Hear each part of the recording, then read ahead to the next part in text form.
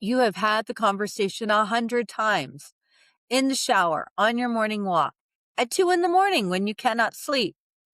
You know exactly what you would say. You have rehearsed your tone, your words, the pauses. The only problem? The other person has never heard a single word of it. And research says that conversation you keep practicing in your head is taking up far more mental bandwidth than you think. Your brain literally cannot let it go until you do something about it. I'm Coach Janet J. And today on your next best step, we are looking at why your brain keeps rehearsing conversations you never initiate and the one small move that can finally quiet that loop. Maybe it's the conversation with your sister about the caregiving responsibilities that are not divided evenly. You have been carrying more of the load for months, and she doesn't seem to notice. Or maybe it's the one with your spouse. You are in the same house, and you feel like roommates. You want to say, I miss us, and you are not sure of what would happen if you did. Maybe it's the conversation with your adult child about the money they keep borrowing. Or the one with your coworker about the project she keeps dumping on your desk. Or the one with your friend who only calls when she needs something. You know what you want to say. You have refined it, softened it, reworded it. You have imagined every possible response they might give. The defensiveness, the tears, the silence, the anger. And because you can picture all of those outcomes so clearly, you decide it is safer to say nothing. So the conversation stays in your head, and your head never gets a break. In episode 78, we talked about why finishing hard tasks feels so good, the neuroscience of completion, and the relief that comes with it. Today, we are looking at the flip side. What happens when something important stays unfinished? Specifically, what happens when the unfinished thing is not a task on a list? It is a conversation with someone you love. Researchers Campo and Baumeister found that unfulfilled goals create what they call cognitive interference, intrusive thoughts that pull your attention even when you are doing something completely unrelated. Your brain keeps circling back almost involuntarily because the situation feels unresolved. Here's the part that matters for today. They also found that making a concrete plan to address the unfulfilled goal eliminated the interference. The intrusive thoughts stopped even before anyone acted on the plan. It was the plan itself that gave the brain permission to let go. That conversation you keep rehearsing, your brain is treating it like unresolved business. And because you have not decided what you are actually going to do about it, your mind keeps looping. That is how your brain is designed to work. It's doing its job. It just needs a signal from you that you have a plan. So, why do you keep rehearsing instead of speaking? Because avoiding the conversation feels like a safer choice. And in the short term, it is. You don't risk the argument. You don't risk the tears. You don't risk hearing something you cannot unhear. Psychologists call this experiential avoidance, the pattern of steering away from uncomfortable emotions, even when avoidance makes things worse over time. A 2022 meta analysis that reviewed over 400 studies and more than 135,000 participants found that experiential avoidance is consistently linked to higher rates of anxiety and depression across cultures, across age groups, across circumstances. And for women in particular, the research found that the connection between experiential avoidance and depression was even stronger. The conversation you are avoiding is not protecting you. It is draining you. Proverbs 16:24 says, "Gracious words are a honeycomb, sweet to the soul and healing to the bones."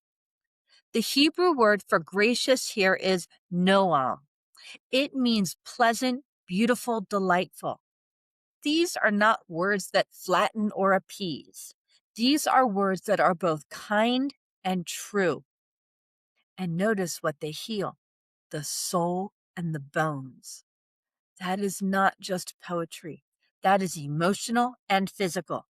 The conversation you are avoiding is affecting both. Sometimes the most gracious thing you can do for the other person and for yourself is to finally say the thing you have been carrying. I want to pause here for a moment. If you have been listening and have a specific conversation that just surfaced in your mind, you know the one.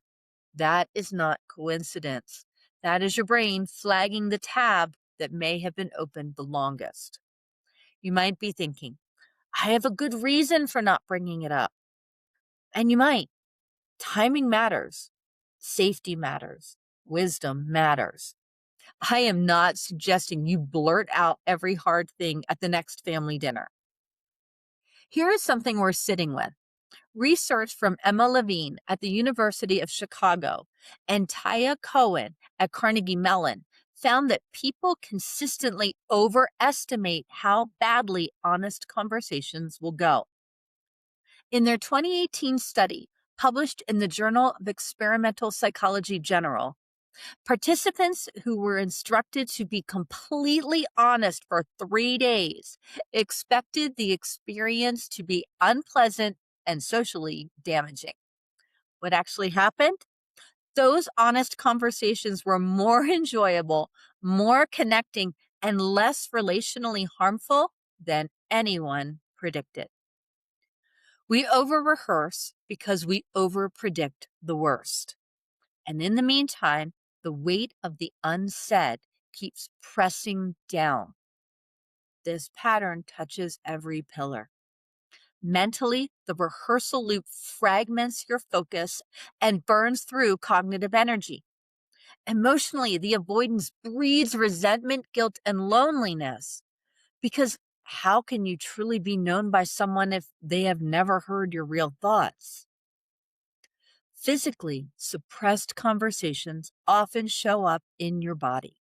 Tension in your jaw, tightness in your chest, disrupted sleep. And spiritually, there is something heavy about carrying words you were meant to speak. Proverbs tells us gracious words bring healing. Unspoken ones cannot. Here is your next best step, and it does not require you to pick up the phone or sit anyone down at the kitchen table. Not yet. Write down the conversation that you keep rehearsing. Not the whole script, not every possible outcome. Just get it out of your head and onto paper. Then write the one sentence you would want most to say. That one line, if you could say only one thing that captures what you really need the other person to hear. You don't have to send it. You don't have to say it. Not today. The research tells us that by making a concrete plan, even just writing it down, is what tells your brain it can stop circling. It closes one mental tab. That's it. Pen, paper, one sentence. Let your brain rest. Your brain keeps rehearsing that conversation because it reads the situation as unresolved. And unresolved things demand mental bandwidth. Avoidance feels protective, and the research is clear. It is linked to higher anxiety, more depression, and deeper relational disconnection. Proverbs 16:24 reminds us that gracious words, words that are both kind and honest, bring healing to both the soul and the body. And your next best step is to not have the conversation today. It is to write down the one sentence you want most to say. Close the tab, let your mind breathe. On Friday, we're stepping into a question that comes up every spring for people of faith. What do you do with the space between Easter and Pentecost? That in-between season when God has done something powerful, and you are still waiting for what comes next.